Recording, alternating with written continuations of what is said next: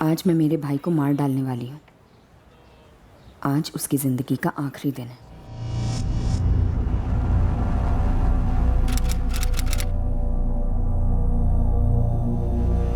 मौसी, ये आधा वाटा दे।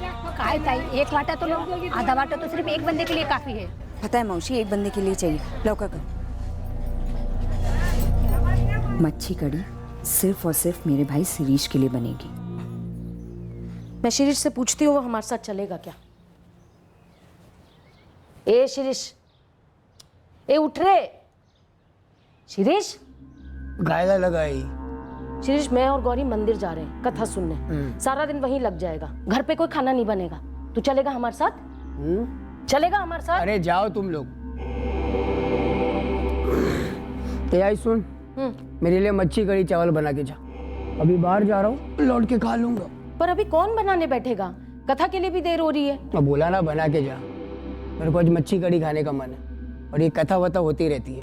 अरे पर 7:30 बज गया है। हाँ वो भी रोज बजते हैं। चल जल्दी बना, मेरे को मच्छी कड़ी खाने का मन है। गौरी, ये मच्छी कड़ी की जिद कर रहा है। तू फटाफट जाओ, थोड़ी सी मच्छी ला दे मुझे। आई, तू मंदिर जा, मैं जल्दी से मच्छी कड़ी और चावल बना कर आती हूँ। नको ना, मैं बना लूंगी उसके लिए। तू बस मच्छी ला दे मुझे। आई, मैं जा रही हूँ, तो एक काम कर, चावल चढ़ा दे। मैं जल्दी से मच्छी कड़ी बनाकर मंदिर आती हूँ।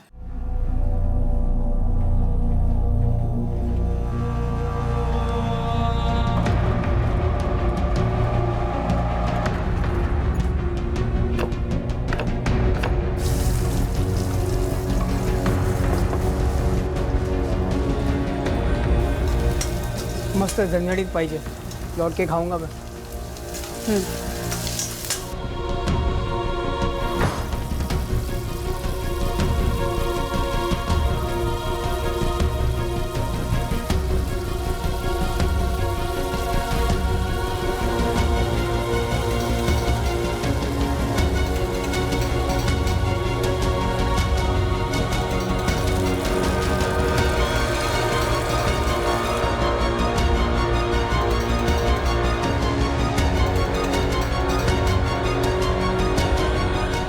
गौरी जो करने निकली थी उसका नतीजा क्या होने वाला था उसका गौरी को कोई अंदाजा नहीं था।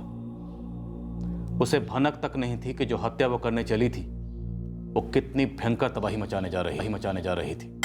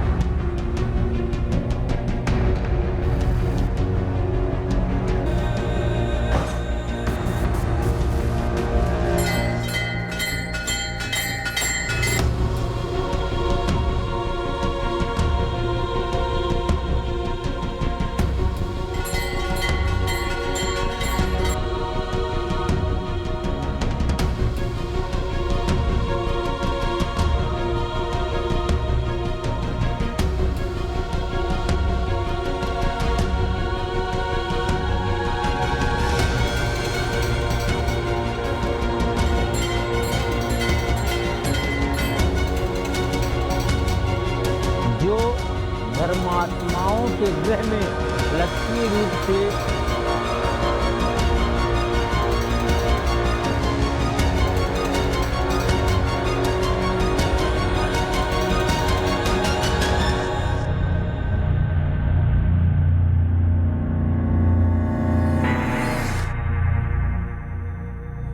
उम्मीद कर रही हूँ कि जब आई और मैं घर पहुँचेंगे तब शिरीष मर चुका होगा। मैं अपने आप को तैयार कर रही हूँ नाटक करने जब शिरीष की लाश सामने मिलेगी।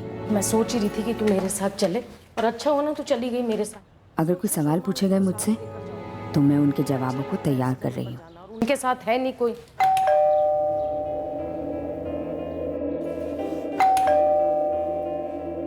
ये देख, ये खा पी के फिर निकल गया। आई, मेरे पास दूसरी चाबी है, मैं खोलती हूँ। हाँ, ये देखो, ये जैसा मैंने सोचा था ये वैसे ही करके गया है। खा पी के निकल गया बाहर। इसका कोई और काम ही नहीं है, कहीं से भी जाओ और बाहर आओ और ये सब चीजों को समेटते रहो। ये देखो ना क्या हालत करके गया है घर की, और इसको साफ कौन करेगा? इसको साफ तू और मैं करेंगे, और थोड़ा ना कोई हमारा काम है। ये देख गंद फैला के गया है। अरे वाह, इसलिए बनवाया था ये सब। मैं तो यही करती रही और यही करती रहूंगी जिंदगी भर, बस यही सब कर। आई हाथ धो ले फटाफट। क्यों?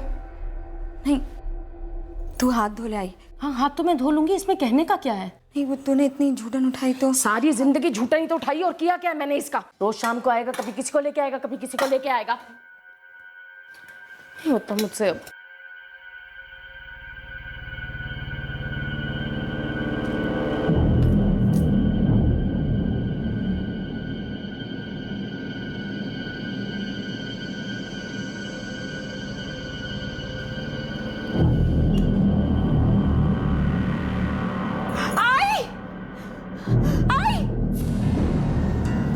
क्या हुआ गौरी? शिरीष,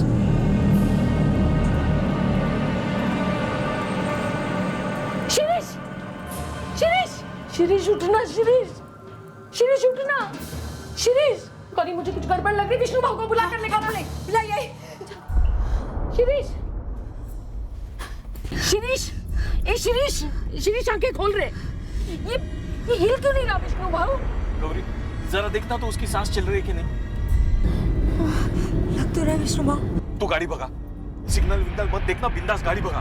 बेटा सांस नहीं चल रही है, मुझे पता है। शिरीष मर गया है। शिरीष, शिरीष, शिरीष।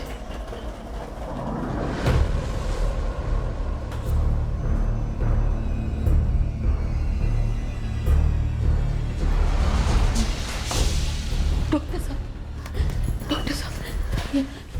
सॉरी, पेशेंट के यहाँ आने से पहले ही मौत हो चुकी थी। ऐसे कैसे मर सकता है मेरा बेटा? सॉरी, पर वो मर चुका है। लेकिन डॉक्टर, जब हम उसे यहाँ लाए थे तभी तो उसकी सांसें चल रही थी। जब मेरी टेबल पर लाया गया उसकी डेथ हो चुकी थी। डेड ऑन अराइवल डिक्लेयर किया है हमने। पुलिस को इन्फॉर्म करना होगा।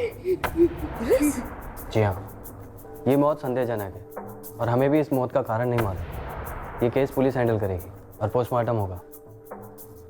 यहाँ मुंह खोल के पड़ा हुआ था शिरीष से। बाहर वाले रूम में 7 देसी शराब की बोतलें पड़ी हुई, तो दारू पीने बैठा था। पता नहीं सर, मैं और आई तो मंदिर गए थे। जब लौट कर आए तो उसे ऐसी हालत में पाया।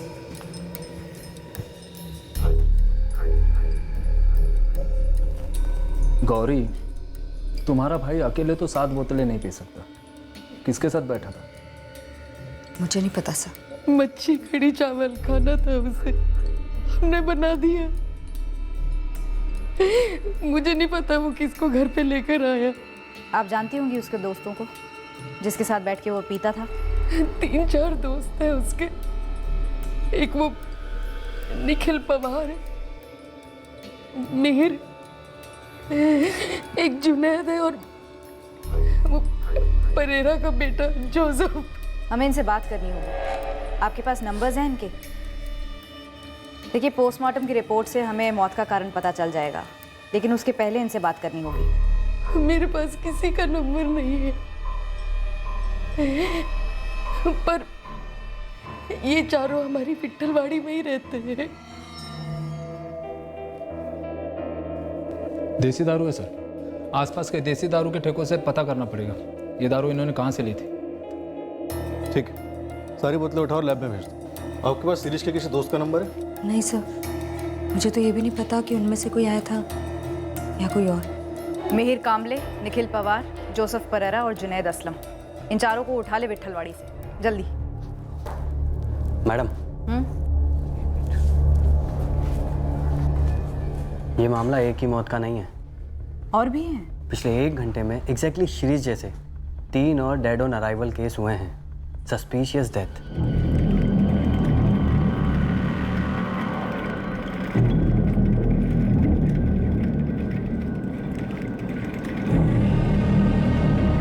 तीनों इसी तरह मरे? हाँ, ऐसा ही लग रहा है। तीनों डेड ऑन अराइवल हैं। निखिल पवार, जुनैद असलम और मिहिर कामले, ये तीनों शिरीष भागवे के दोस्त हैं और तीनों मर चुके हैं। हाँ सर, तीनों डेड ऑन अराइवल। एक चौथे का भी नाम लिया था उसकी आई ने, जोसेफ परेरा। उसका क्या हुआ? सर, उसके बारे में पता नहीं है। एक कांस्टेबल को भेजा है विट्ठलवाड़ी उसके घर। गौरी, शिरीष के 4 में से 3 दोस्त, निखिल पवार, जुनैद असलम और मिहिर कामले, तो इनका नाम आपकी आई ने लिया था। हॉस्पिटल में मरे हुए लाए गए। तीनों? जी। अशोक, सारी बोतलें ठीक से पैक करो और लैब में भेजो, और जल्दी पता करो ये शराब कहाँ से खरीदी गई थी। ये जहरीली शराब का केस लगता है। जी सर।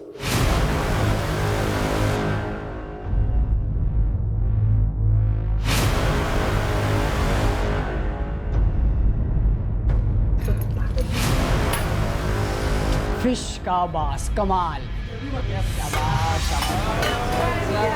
चल जल्दी चटाई ले।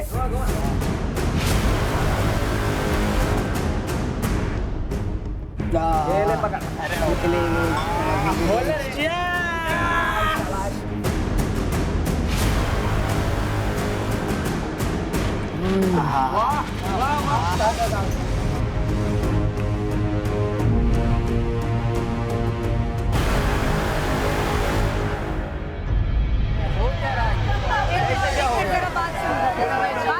बात सुनिए, एक सेकंड पहले मेरी बात सुनिए।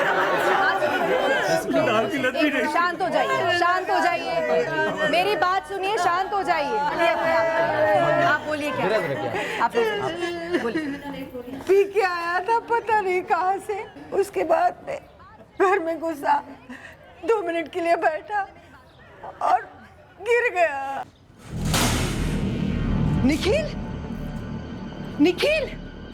निखिल काय झालं तुला? ए जुनैद उठ, कितनी पी रखी है बेशरम। ए जुनैद उठ। जुनैद, ए जुनैद, कासिम, रुबीना, देख तो जुनैद को क्या हो गया। ए जुनैद। मिहिर, काय झालं रे तुला? पिऊन आलास का? दत्ता, इसकी सांसें नहीं चल रही है। काय बोलू नका। मिहिर, काय झालं रे तुला? मुझे लगता है आपका बेटा जुनैद, आपका बेटा मिहिर और आपका बेटा निखिल, ये तीनों शिरीष भागवे के घर उसके साथ बैठकर दारू पी रहे थे। जब शिरीष को अस्पताल लाया गया तब वो भी मरा हुआ था। लेकिन मैडम, ये 4 के 4 लड़के मर कैसे गए? तहकीकात चालू है। ये बताइए जोसेफ परेरा कहाँ रहता है? जोसेफ, वो तो अपनी विट्ठलवाड़ी का लड़का है, मगर सुबह से दिखा नहीं है। विट्ठलवाड़ी और उसके आसपास की शराब की दुकानों पर तफ्तीश करने के बाद हमें पता चला कि शिरीष और उसके दोस्तों ने वह शराब रमाकांत साकोलकर के ठेके से खरीदी। तांबा, पीना बंद करो। अशोक, सारी बोतलें सील करो और गाड़ी में डालो, एक भी बोतल छूटनी नहीं चाहिए। हुआ क्या साहब? बात क्या है? अचानक ये धाड़? शिरीष भागवे, मिहिर कामले, जुनैद असलम और निखिल पवार, ये चारों आज तेरे यहाँ से दारू ले गए थे। हाँ साहब, ये तो मेरे बंधे हुए ग्राहक हैं। छूट गए, चारों आज इस दुनिया से छूट गए। आइला, कैसे साहब? कैसे? चलो निकलो, तुरंत जाके डॉक्टर को दिखाना, मिलावटी दारू है। चल। अरे नहीं साहब, मेरे यहाँ की दारू में कोई मिलावट हो ही नहीं सकती। तेरी दारू में आज दारू थी ही नहीं, सिर्फ जहर था। मेरे यहाँ की दारू में कोई मिलावट नहीं, बहुत पुराना ठेका है मेरा।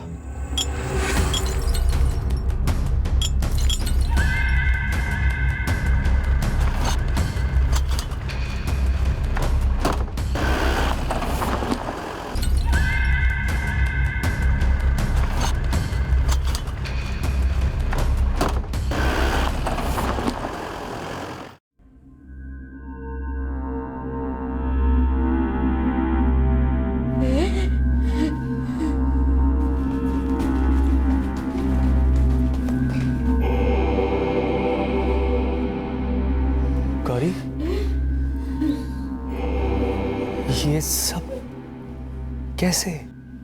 मुझे नहीं पता अनिल जी। मैंने न्यूज़ में सुना कि जहरीली शराब थी। पता नहीं, मुझे कुछ नहीं पता। वसई शहराच्या 12 लाख रहिवाशांना आज सकाळी जबरदस्त धक्का बसला आहे। त्यांना ही बातमी मिळाली आहे की 4 तरुण विषारी दारूचे शिकार झाले आहेत। पोलिसांनी देशी दारूच्या दुकानावर छापा मारून दुकान सील केलं आहे आणि दुकानाच्या मालकाला अटक करण्यात आली आहे। मृतकाचे नातेवाईक दुःखात कोसळलेले आहेत आणि संबंधित शहरात देशी दारूबंदीची मागणी होत आहे। ठार झालेले 4ही तरुण 25 वर्षाच्या खालती होते, त्यातला एक तरुण फक्त 19 वर्षाचा होता। मैंने इनके ब्लड सैंपल्स एनालिसिस के लिए भिजवा दिए हैं। पेट में अनडाइजेस्टेड फूड भी था, वो भी भेज दिए। इन चारों ने शिरीष भागवे के घर पर फिश करी और राइस खाया। शिरीष की मां ने हमें बताया, और इनके ग्रुप का एक 5वां दोस्त भी है जो अभी गायब है, जोसेफ परेरा। मुझे बताया गया है कि ये ग्रुप शराब के साथ में ड्रग्स भी लेता था। हमने ड्रग सप्लायर को हिरासत में लिया है। ये तो तय है कि इनकी मौत जहर से हुई है। अब वो जहर किस चीज़ में मिलाई गई थी, इसके लिए हम इनके बॉडीज़ के अंश को संभाल कर रखेंगे और उनको टेस्टिंग के लिए भेजेंगे, और उसके बाद में बॉडीज़ फैमिली को सौंप देंगे। एक बूंद मिलावट की भी मिली ना मेरे माल में तो आप केस वेस मत करना, सीधा मेरा एनकाउंटर कर देना, नहीं तो मैं खुद को मार लूंगा। उससे क्या होगा? तेरा सप्लायर, उसका होलसेलर, सबकी चेकिंग हो रही है। सारे सैंपल्स हर लेवल पर चेक हो रहे हैं ना मकान। सर जितनी चाहो चेकिंग कर लो, कुछ नहीं मिलने वाला। आप जरा सोचिए, कल जब आपने छापा मारा था वहां बैठकर जितने लोग भी पी रहे थे उसमें से कोई बंदा मरा? किसी को हल्की सी उल्टी तक नहीं आई। लेकिन 4 बंदे मरे और एक गायब है। उसे पूरे वसई और मुंबई के अस्पतालों में खोजा जा रहा है। मुझे तो यकीन नहीं होता कि शिरीष और उसके दोस्त मेरा माल पीकर मरे। अरे वो तो रोज के पड़े रहते थे मेरे ठेके पर। सर, ये चारों शिरीष, निखिल, मिहिर, जुनेद, चारों हिस्ट्री शीटर्स थे, और ये 5वां जोसेफ परेरा भी। चोरी के मामलों में कई दफ़ा अंधेरों में सबके सब। लाला गाड़ी चोर के ग्रुप में ट्रेनिंग ली थी इन्होंने, फिर खुद का करने लगे। ये 5 ही हैं या कोई और भी इनके गैंग में? यही 5 थे सर। जोसेफ को ढूंढने गुरु खबरी को लगा दिया। किसी भी हॉस्पिटल से जोसेफ की कोई खबर नहीं? नहीं सर। और वो देसी ठेके का मालिक रमाकांत, उसने कुछ बताया? वही कैसेट बजा रहा है सर। सालों से ठेका चला रहा है दारू का, ऐसा कभी पहले हुआ ही नहीं। कह रहा है उसकी शराब में मिलावट हो ही नहीं सकती। वैसे उसकी ठेके की और उसके सप्लायर्स की सारी शराब की बोतलें FSL भेज दी गई हैं टेस्टिंग के लिए। सर जिसने भी रमाकांत के ठेके पर शराब पी, उनमें से एक भी बंदा बीमार नहीं है। ये चारों जब कल दोपहर को शिरीष के घर पर दारू पी रहे थे, जोसेफ नहीं था वहाँ पे? वो पता नहीं है सर, अभी तक उसके बारे में कोई खबर मिली नहीं है हमें, और ये चारों तो है नहीं बताने के लिए। तो अगर जोसेफ को अभी तक कुछ नहीं हुआ तो कहीं ऐसा तो नहीं कि उसी ने इन चारों की शराब में जहर मिला दिया हो, उसके बाद फरार हो गया? शिरीष की माँ और बहन को बोला, उन्हीं से पूछते हैं कि क्या उसकी शिरीष के साथ कुछ अनबन थी? शिरीष की माँ अभी इस हालत में नहीं है कि कुछ ठीक ठीक बता सके। उसकी बहन से बात करने की कोशिश करते हैं। आई और मैं जब मंदिर से लौटे तो सब कुछ बिखरा हुआ था सर। आई ने ही सारी प्लेट्स उठाई थी। अब वो 4 थी या शायद 5, याद नहीं। तुम्हारे भाई शिरीष का उसके दोस्तों में से किसी से झगड़ा था? कोई अनबन थी, स्पेशली वो जोसेफ से? नहीं मैडम, मुझे इसके बारे में कुछ नहीं पता। तुम जॉब करती हो? जी सर, हाई एक्सप्रेस कोरियर्स में। तुम्हारा भाई शिरीष और उसके चारों दोस्त निखिल, मिहिर, जुनेद और जोसेफ, चारों हिस्ट्री शीटर्स थे? जी सर। अरे ताहिर साहब, मेरी ताई को फ़ोन मारो ना, बुलाओ ना उसको यहाँ। अरे इतनी भी जल्दी क्या है? 2-3 दिन सड़ो यहाँ पे।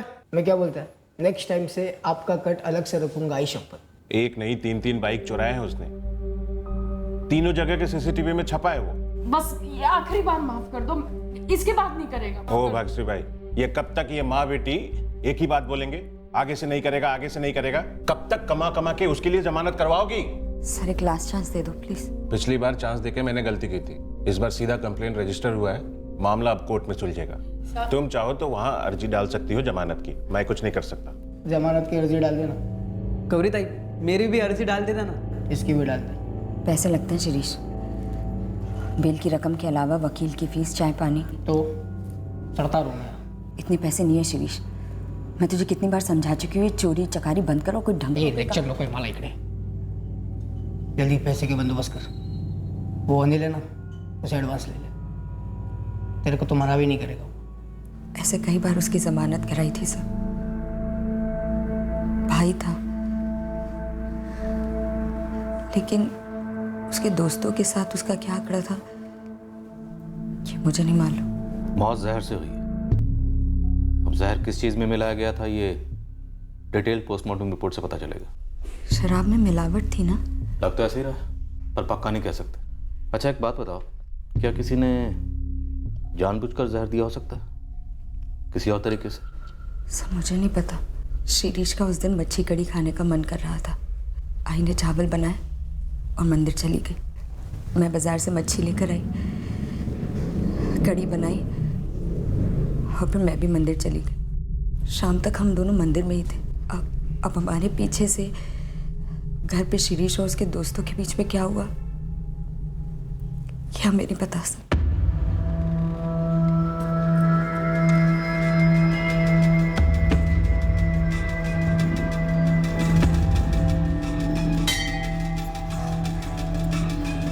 देवा प्लीज मुझे बचा लो। मैं सिर्फ शिरीष को मारना चाहती थी। मुझे नहीं पता था कि इतने लोग मरने वाले। बचा लो मुझे भगवान।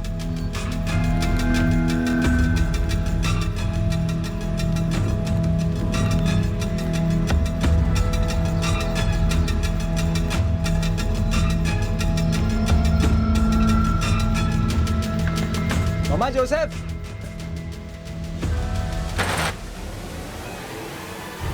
शिरीष, निखिल, जुनैद, मीर, चारों गए सर। सर कैसे? सर कैसे सर? मेरे को तो यकीन ही नहीं हो रहा। तू जिंदा है इसका हमें यकीन नहीं हो रहा जोसेफ, तो तू यकीन दिला।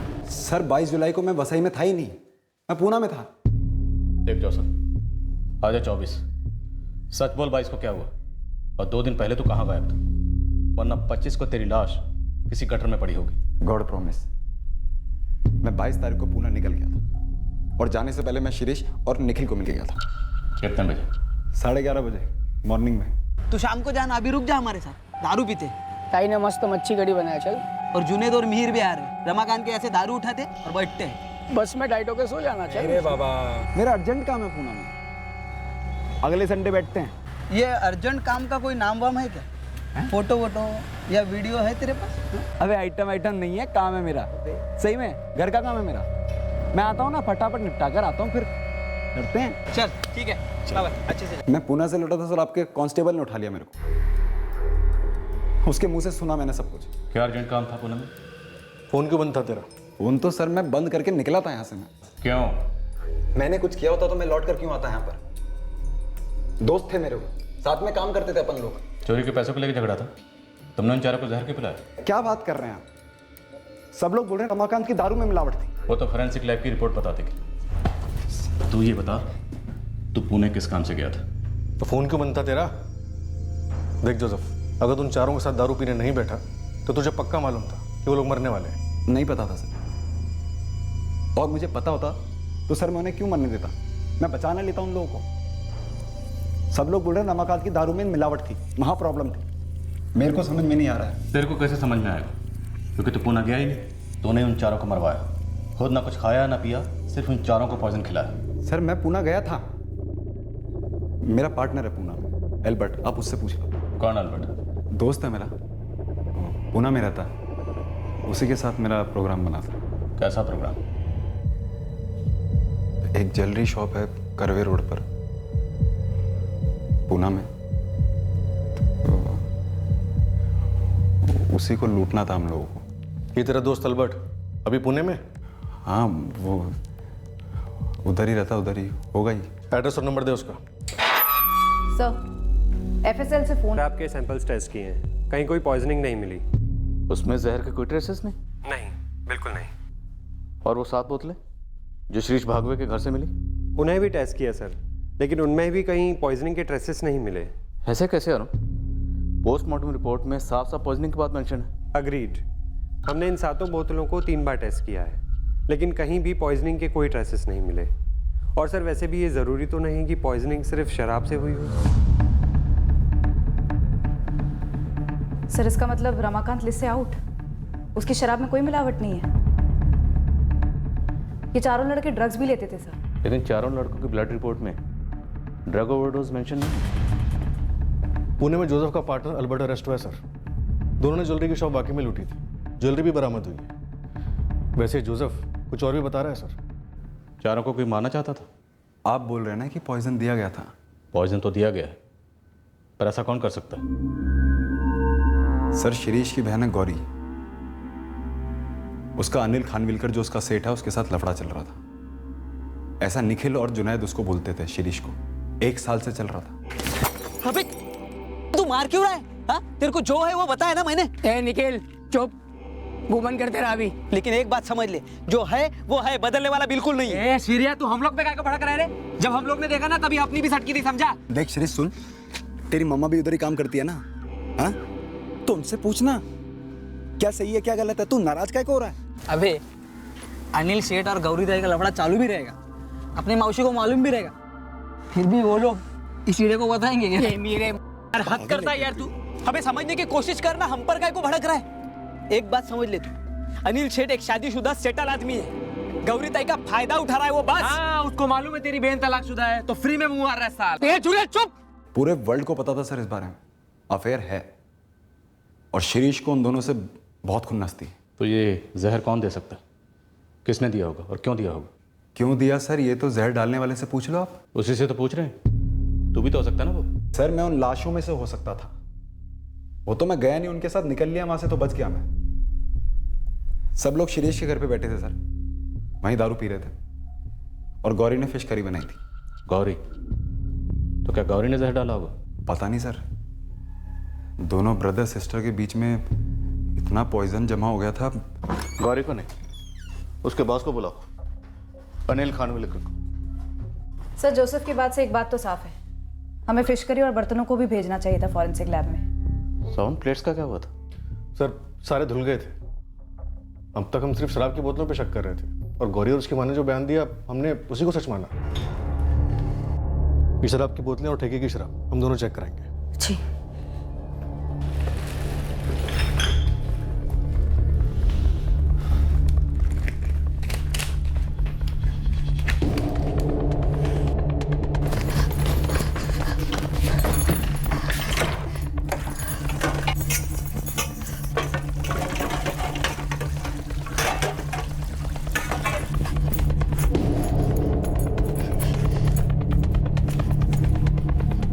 गुरु, गौरी भागवे की पूरी हिस्ट्री चाहिए मुझे, खास करके 22 जुलाई की। वो फिश लाई थी, उसने फिश करी बनाई थी, कहाँ से लाई थी, कहाँ गई? पर मालिक वो तो बहन थी ना उसकी। क्यों, बहन भाई को मार नहीं सकती?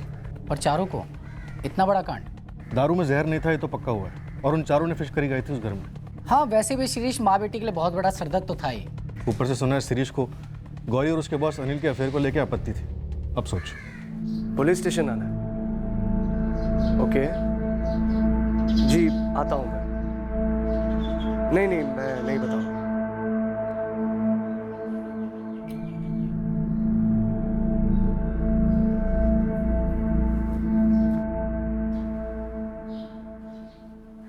अनिल, गौरी पिछले 4 साल से तुम्हारी कोरियर कंपनी में जॉब कर रही है? जी, उसने डिवोर्स के बाद तुरंत ज्वाइन किया था।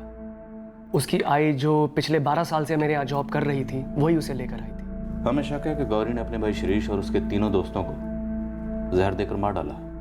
क्या? गौरी ने? हो ही नहीं सकता सर, गौरी ऐसा क्यों करेगी? क्योंकि उसके भाई शिरीष को तुम्हारे और गौरी के अफेयर के बारे में पता चल गया था। झूठ है सर ये।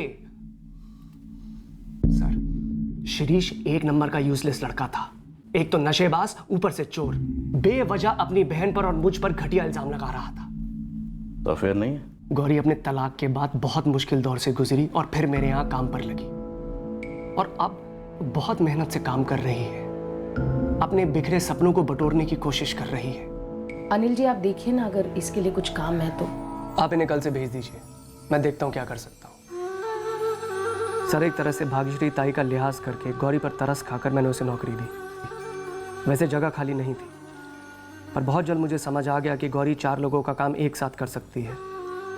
वो न सिर्फ काबिल है बल्कि ईमानदार और बेहद मेहनती। देखते देखते हर काम में माहिर हो गई, डिस्पैच हो, कस्टमर के साथ बात करना हो। आखिर में मैंने उसे अकाउंट्स में लगा दिया, और अब तो वो लगभग खुद से पूरा ऑफिस चलाती है समझो। उसने अपनी जगह मेहनत और लगन से कमाई है सर। अब मेरी तरफ से किसी मेहरबानी का तो सवाल ही नहीं है। उल्टा आज वो मेरे ऑफिस में अकेली बहुत सारा काम संभालती है, उसके बिना ऑफिस में बहुत मुश्किल हो जाती है मुझे। सर, गौरी और मेरे बीच में कुछ नहीं है। हाँ, उसका बॉस और एक दोस्त होने के नाते मैं उसकी सिचुएशन को समझता हूँ, उसे इज्जत देता हूँ, उसका ख्याल रखता हूँ। सर मुझे बताइए, अगर मैं शाम को उसको घर ड्रॉप करने जाता हूँ तो उसका मतलब ये तो नहीं है कि हमारा अफेयर चल रहा है। सर, मैं शादीशुदा हूँ और मैं अपने परिवार से बहुत खुश हूँ, और गौरी के मन में भी ऐसी कोई फीलिंग नहीं है सर, पर शिरीष के मन में यह जहर था।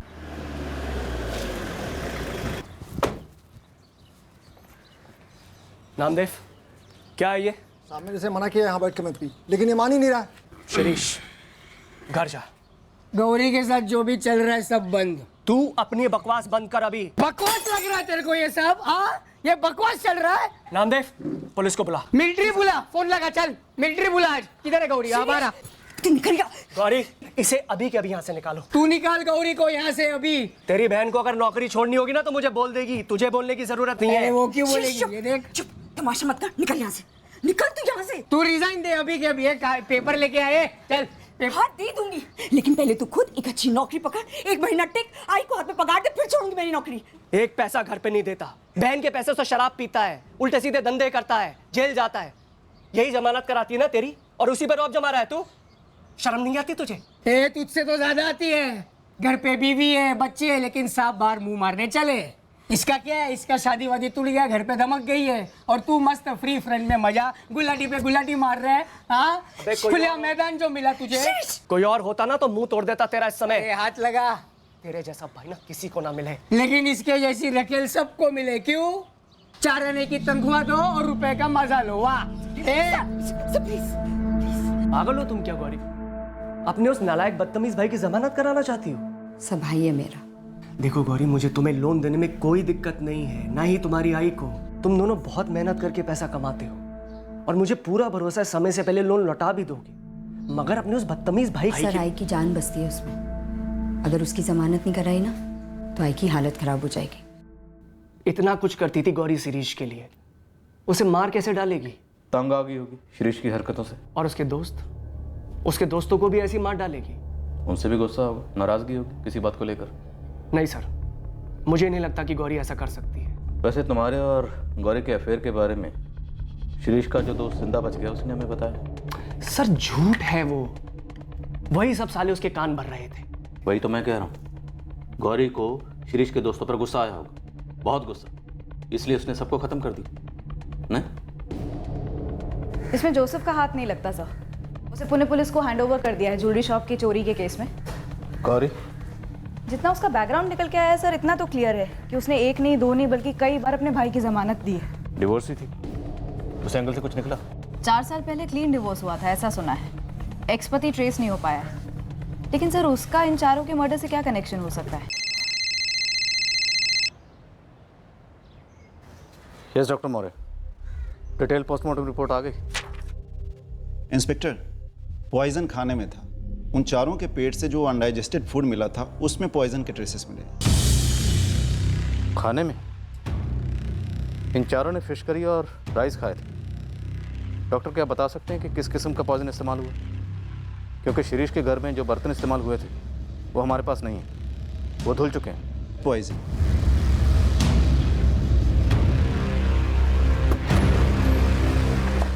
सर, गुरु से बात हुई, कह रहा था 22 जुलाई की सुबह गौरी पहले मच्छी मार्केट गई, उसके बाद घर और फिर मंदिर, और फिर मंदिर से वापस घर अपनी माँ के साथ लौटी। गौरी के फोन रिकॉर्ड्स इस मूवमेंट से मैच करते हैं सर। डॉक्टर मौर्य का कहना है कि खाने में जहर मिलाएगी, पॉइजन।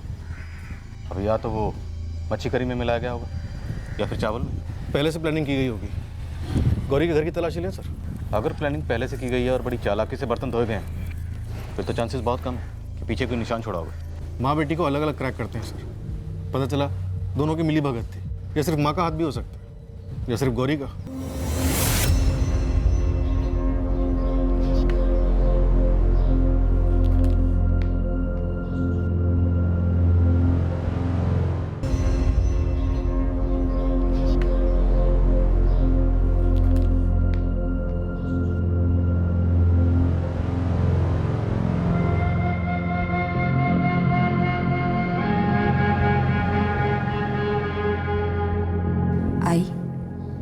पुलिस स्टेशन जाना है, पुलिस को कुछ बात करनी है।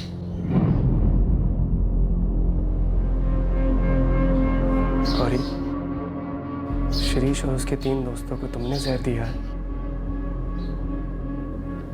उन्होंने मुझसे पूछा क्या हमारा कोई अफेयर है। मैंने सच बता दिया, नहीं है। उन्होंने मुझसे पूछा क्या तुमने ये कांड किया है। मैंने बोल दिया मैं सोच भी नहीं सकता।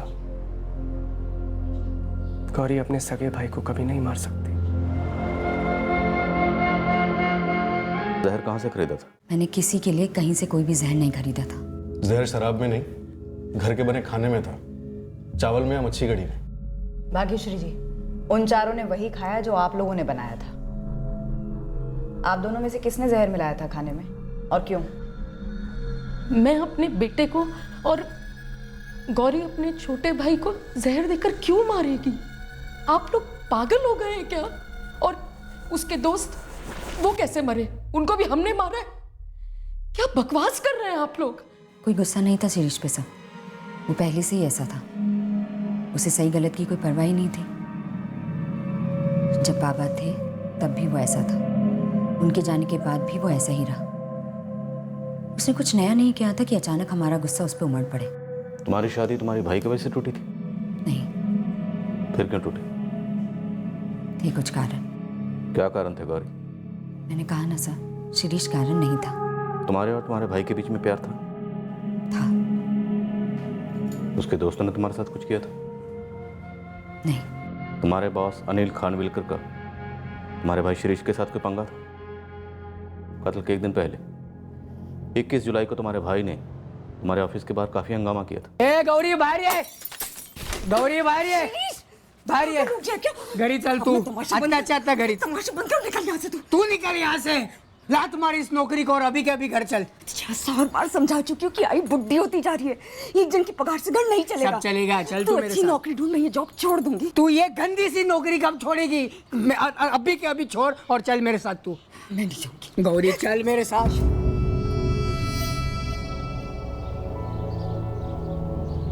एक दिन पहले होना कोई बड़ी बात नहीं थी सर, ये तो आए दिन हुआ करता था।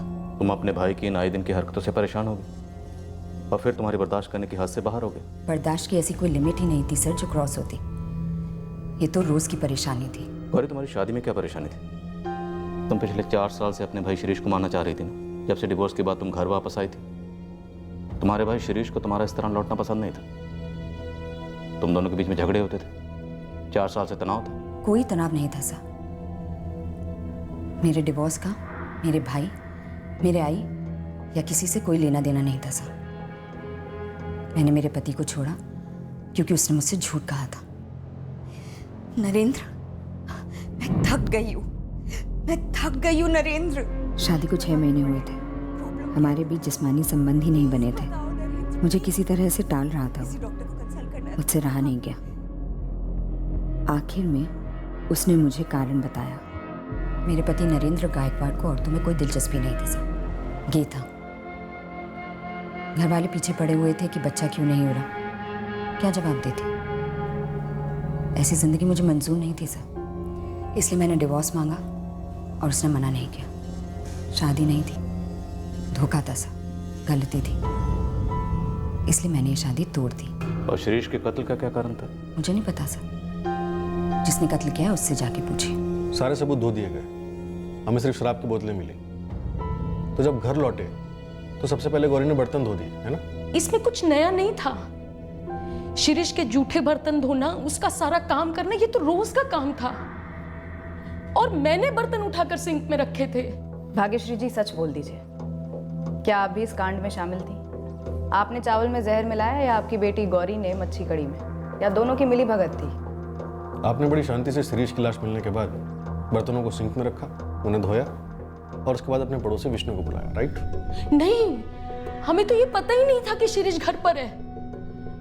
हमें तो लगा कि उसने पिया होगा, खाया होगा, दोस्तों के साथ निकल गया होगा घूमने, सब फैला के जैसे वो हमेशा करता है। हमें तो ये भी नहीं पता था कि उसकी लाश पड़ी हुई है बाथरूम में, और मैंने ही रखे थे बर्तन सिंक में।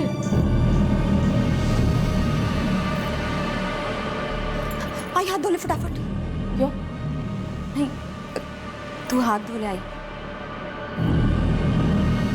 अब तो सच बोल ही दीजिए भाग्यश्री जी।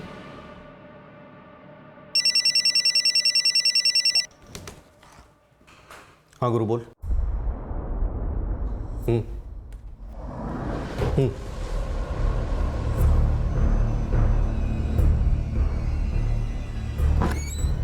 सर,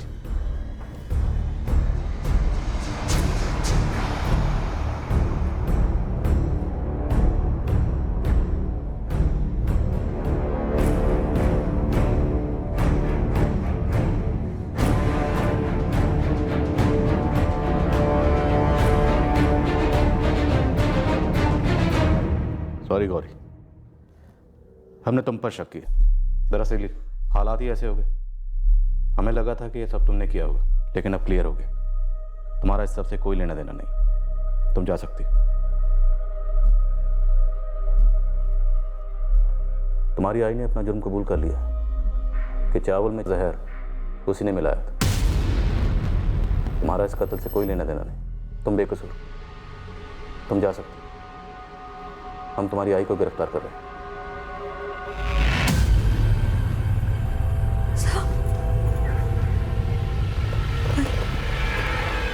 आई ने जहर नहीं मिलाया सर। हम जानते हैं तुम्हारी आई ने जहर नहीं मिलाया।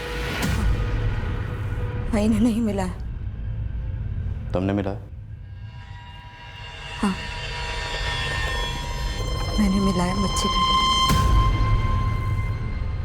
आई सिर्फ मुझे बचाने की कोशिश कर रही। मैंने तुमसे झूठ कहा।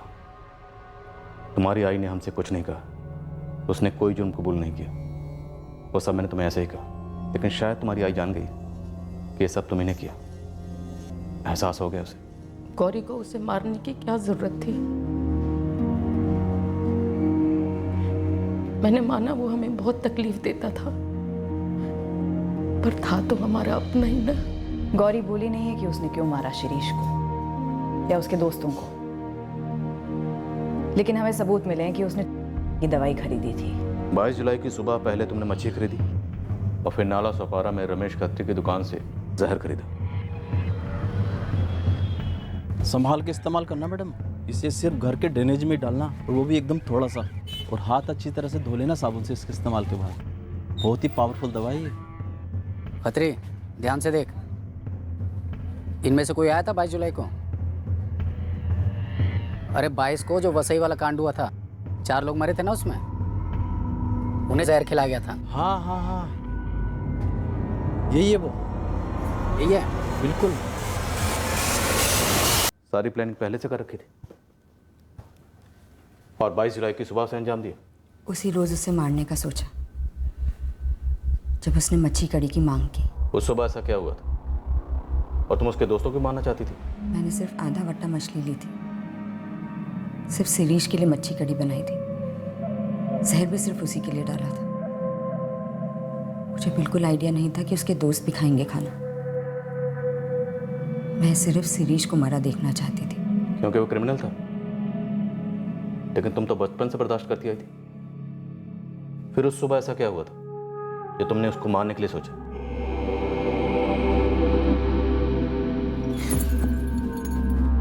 शिरीष, निकल यहाँ से। तुम्हारी आई जानती है? मैंने किसी को भी नहीं बताया। जब भी मुझे घर पे अकेला पाता था, मुझ पे हाथ डाल देता था। इसलिए मैंने नौकरी ली। पूरा पूरा दिन काम करती थी, संडे को भी, ताकि उसके साथ घर पे अकेले ना रहना पड़े। हर बार सोचती थी कि अगर आई को पता चलेगा तो उस पर क्या बीतेगी।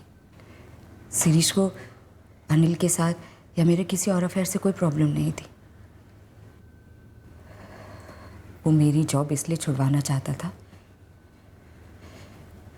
क्योंकि वो चाहता था कि मैं घर पर रहूं हमेशा।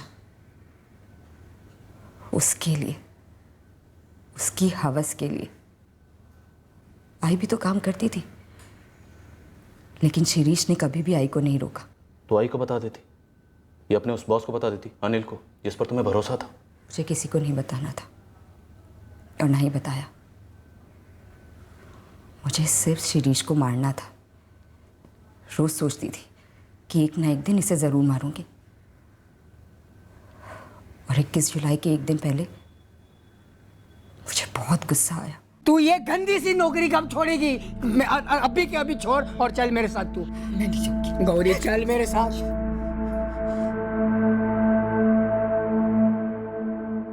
शहर खरीदने के बाद भी कई बार सोचा, नहीं देती। भाई है, आई पे क्या बीतेगी। पर फिर सोचा, भाई है क्या?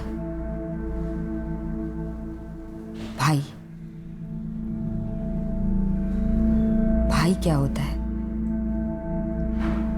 और ये क्या है? बहुत दुख है मुझे सर कि ये तीनों भी मारे गए। मैंने सिर्फ शिरीष के लिए मच्छी कड़ी बनाई थी। मैं सिर्फ उसे मारना चाहती थी। पर तुमने ऐसे कैसे सोच लिया कि तुम बच जाओगे? बात दब जाती, तहकीकात नहीं होती। इतना सोचा ही नहीं था मैंने सर। मुझे लगा सबको लगेगा कि सुसाइड कर लिया होगा उसने, पर इतने लोग मारे जाएंगे ये मैंने कभी सपने में भी नहीं सोचा था। सर, एक रिक्वेस्ट है, आप आई या किसी को भी ये मत बताना कि मैंने इसे क्यों मारा। बस इतना बोल दीजिएगा कि जमानत करवाते करवाते मैं थक गई थी, इसलिए मार डाला। आई सच्चाई कभी बर्दाश्त नहीं कर पाएगी।